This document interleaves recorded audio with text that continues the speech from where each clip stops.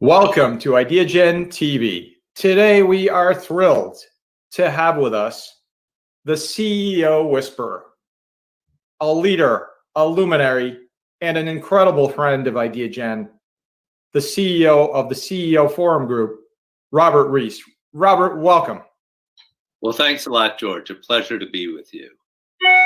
You know, Robert, it's always exciting, to have the opportunity to interview someone like you, someone who not only in and of themselves is changing the world with the incredible insights and perspectives that they're gaining, but someone who's also an interviewer.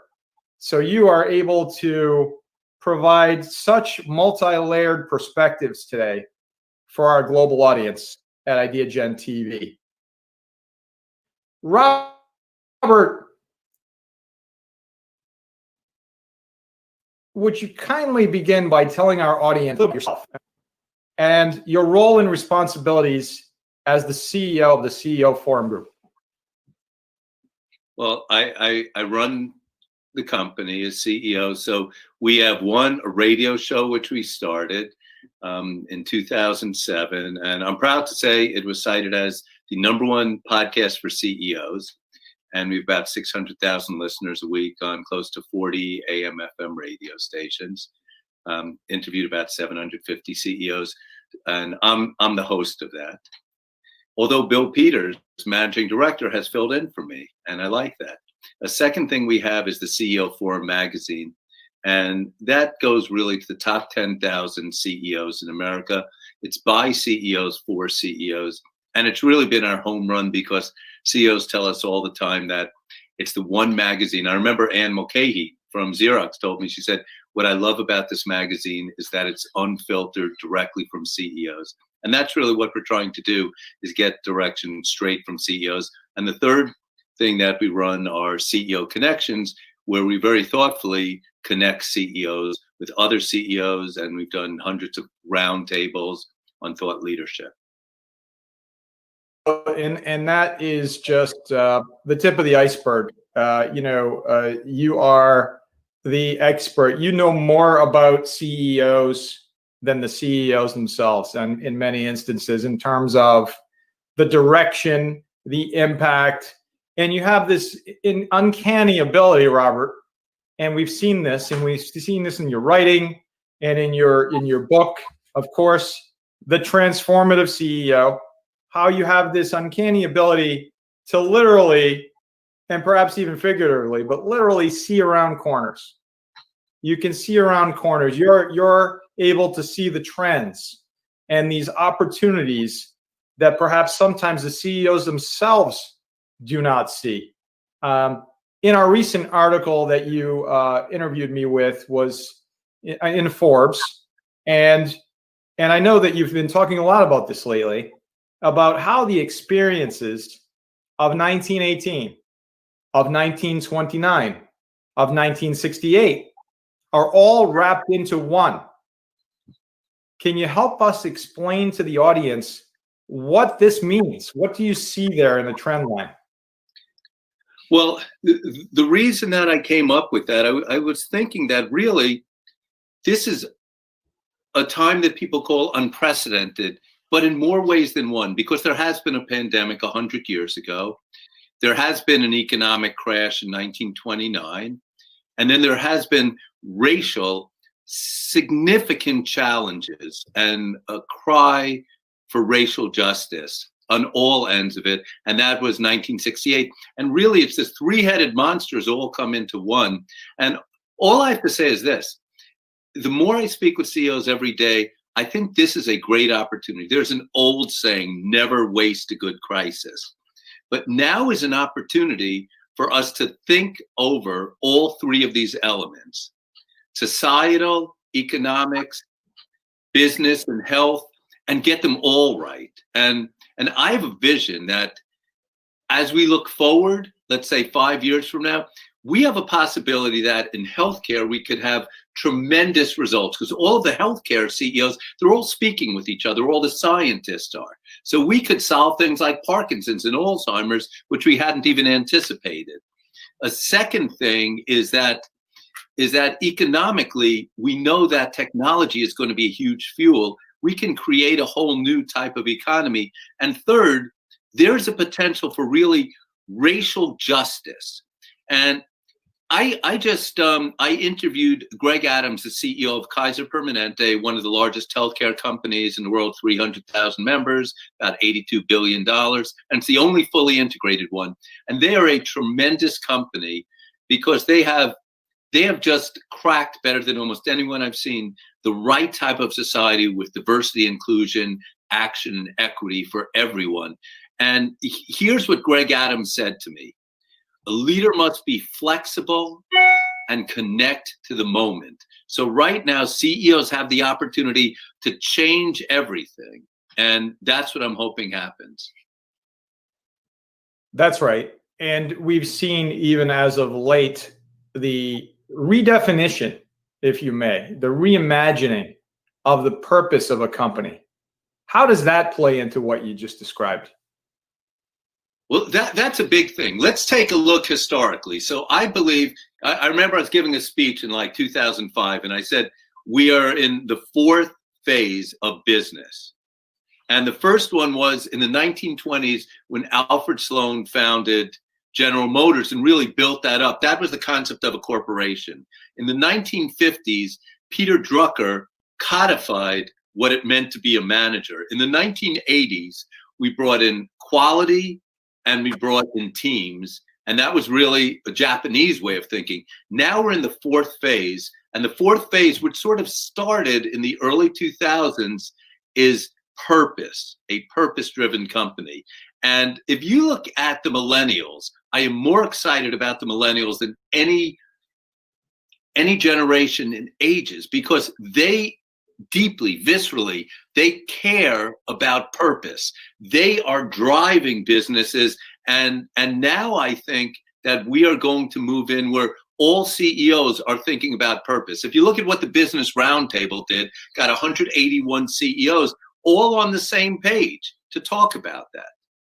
Let's talk about what Larry Fink did, the same thing, talking about that everything is driven by purpose. And by the way, if you don't do that in a world of social media, your customers and your communities will vote with their feet. You know what, Robert, that's incredible perspective, especially since I think the paradigm shift, even for the companies and from their lens, is that we can actually make more money, be more profitable, and at the same time do more good. And I think therein lies the paradigm shift. It's not a bifurcated situation. You can align with the communities that you work in, that you live in, that you play in, to support that community and also do more good, right? And that's why CEOs believe so much in Ideagen, because what you're driving forward are those key messages. And we know that CEOs are the one group who have the influence and the potential to really drive the ball forward. Yeah, well, thank you. And I think what you're doing, quite frankly, in your conversations with countless CEOs, and by the way, everyone should visit theceoshow.com. That's my right. But if you visit theceoshow.com, you're going to get a default. You got to visit ceoshow.com. It is the, but then it's where you go to, which is ceoshow.com. But it's the show that everyone should watch. Good clarification. Well Thank done, you. my friend. So you've dealt with literally countless. You're one of the only people on the planet Earth that has dealt with countless CEOs over the years. And you continue every single day to work so closely with CEOs now. How do you think all of these global leaders are viewing this time at this moment? Well, thank you very much. It's not countless. It's about 750 CEOs I've interviewed. But CEOs at this moment, they've moved to the third level. So the first step in March, everyone was confused and everyone was saying, oh my gosh, how do I keep my people safe? It's almost like 9/11. Then in about April, May, we started moving into how do I make sure I don't lose customers? I serve my customers right. And as a matter of fact, on our website, ceoshow.com, I started just asking CEOs, if you want to hear real time what they're saying, they have quotes day in, day out, and it have the date of the quote, March 17th, March 25th, what they were thinking on how we get through the pandemic. And then I shifted that over to how we have diversity and effective organizations. And I just get quotes so you could see what CEOs are thinking. But now CEOs are thinking in what I'd call the third phase, after how do I keep my people safe? How do I keep my business going and surviving, like in the bottom of Maslow's hierarchy of needs? Now they're all thinking about how do I reinvent so that I'm stronger post-pandemic and I emerge with a better model that's adding more value for the long term. And, that brings us to innovation. So we are seeing accelerated in innovation on so many levels. And I'm sure that's part of the conversation that you're having. How do you see, is there really an accelerated level of innovation? Are companies doing things in these past 3, 4, or 5 months that maybe were on the horizon for the next 2 to 5 years? Oh, it's absolutely. And there's a quote by Lenin. I want to get that quote to read. There are decades where nothing happens, and then there are weeks where decades happen. And that's really what's happening. Any technology company knows that they are dramatically moving forward. They are doing, speaking with the CEO of Accenture, they're doing as much stuff where it used to be 3-year plans, and now they're doing it in 1-year plans. The CEO of Accenture Operations, with Alex Partners, they're doing the same thing. Things that used to take 3-4 years to do, they're handling the most complex issues in a very short time period. The reason why? Almost every industry is being reinvented. If you're in retail, if you're in travel, if you're in hotels, if you're in technology, complete reinvention. And now is the time, within a short period of time, whoever plays their cards right will be set for the next decade. And whoever plays them wrong may find themselves defunct. Well, and this takes us back to the initial part of the interview where you highlighted to my question, being able to see around these corners. The critical aspect of seeing around corners is that recognizing we are in an interesting situation at the moment.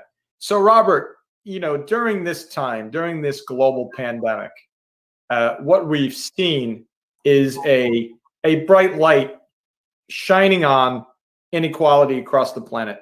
It's highlighted the inequalities in communities across the planet. And I know that in your conversations with CEOs, this comes up often because it goes back to the purpose.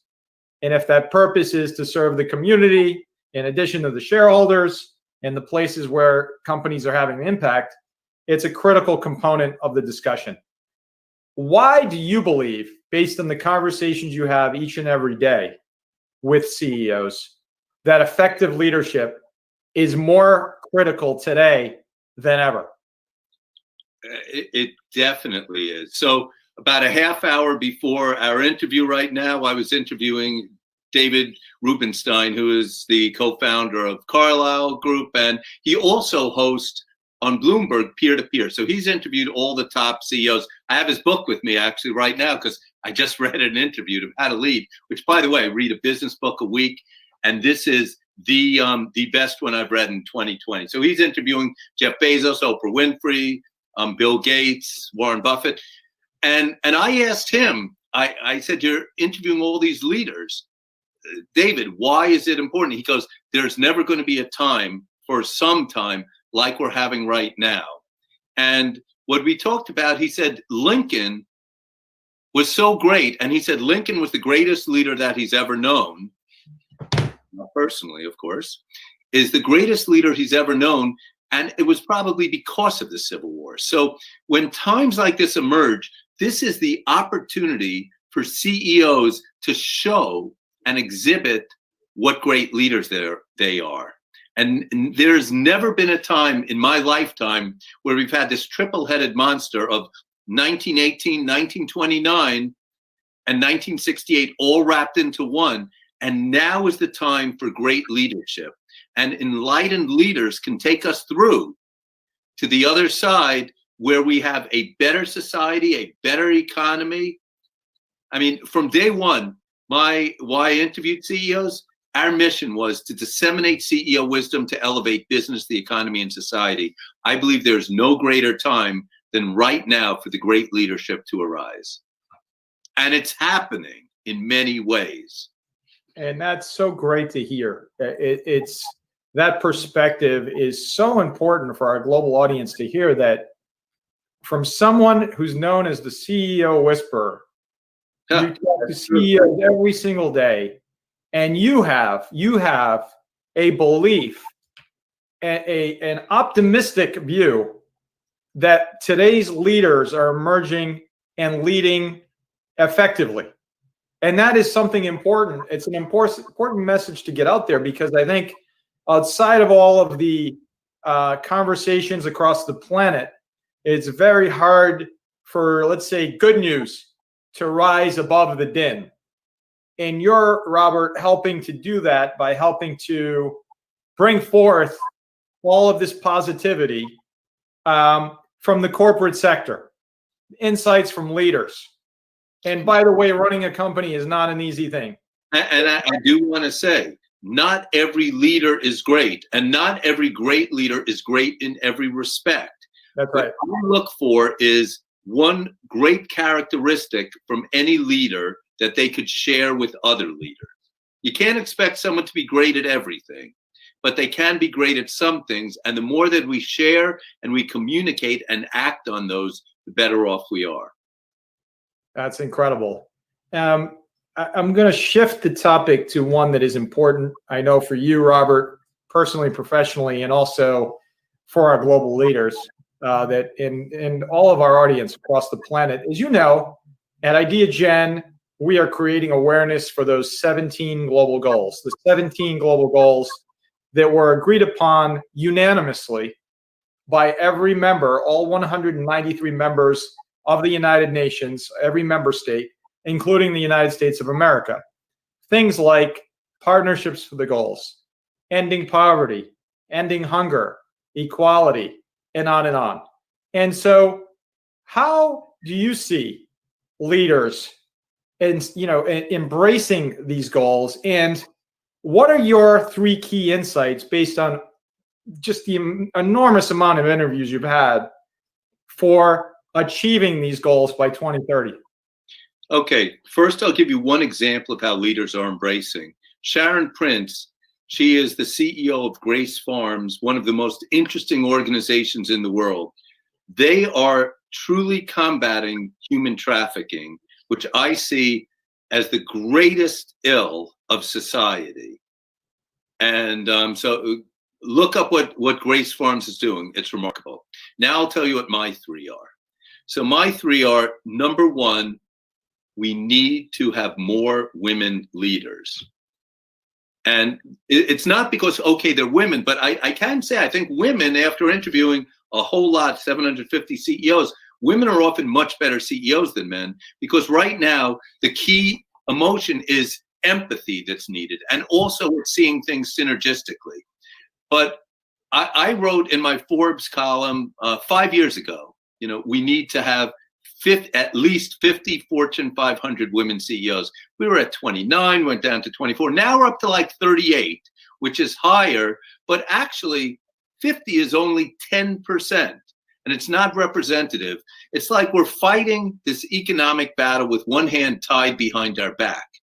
We have so many women who are amazing CEOs, but because there aren't the mentors, there aren't the board members, there isn't the right structure, we are not having enough women CEOs. I'm on the board, I'm proud to say, of Women Business Collaborative. And the only reason I joined that board is because they are the one who are trying to bring together 40 different women's organizations like Catalyst, G200, to get them together. And I think so. Economically, in addition, it's the right thing to do. My number 1 goal is more women CEOs. The number 2 goal, I would say, is more CEO conversations.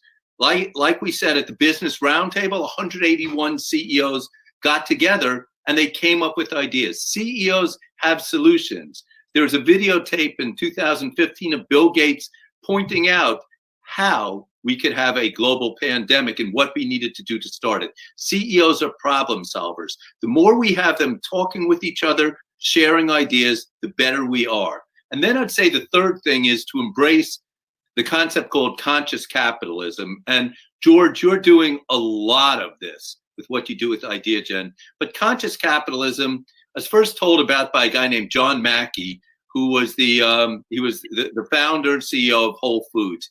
And conscious capitalism, in a net, means that capitalism is needed. Capitalism is the way an economy is fueled. If you could get companies and businesses to be conscious and socially focused, they can drive amazing change. I was speaking with Cindy Bigelow from Bigelow Teas, and she is doing the same thing, trying to help everywhere in the world. So if you could use this force of capitalism, the whole economy could get better. And companies have to have what's called the conscious capitalism. Now, I will say one more thought on capitalism. So I remember speaking with Steve Forbes, and I said, Steve, of course capitalism's good for you. You grew up rich. What about someone who grows up poor? What about how capitalism impacts them? And he said, Robert, capitalism is the greatest opportunity for someone who is poor to become successful and live the life they want to. And that really changed the way I thought several years ago. And then when after that I spoke with John Mackey and he shared the concept of conscious capitalism, I became a huge advocate of that. You know, Robert, it's just profound to think about, the impact of, the convening of CEOs, these leaders that have to make decisions, often difficult decisions. I mean, it's not easy. It's not easy to decide that you want to create a new product, or you have to make an increase or a decrease in the amount of staffing, et cetera. These are very difficult decisions that impact real people each and every day. And so we now fast forward. So in January, you and I were having a conversation, and we were looking at the 10-year runway to achieving the global goals. And things looked wonderful. The economy was doing well. And a few short months later, the entire world came to a halt, unprecedented on many levels.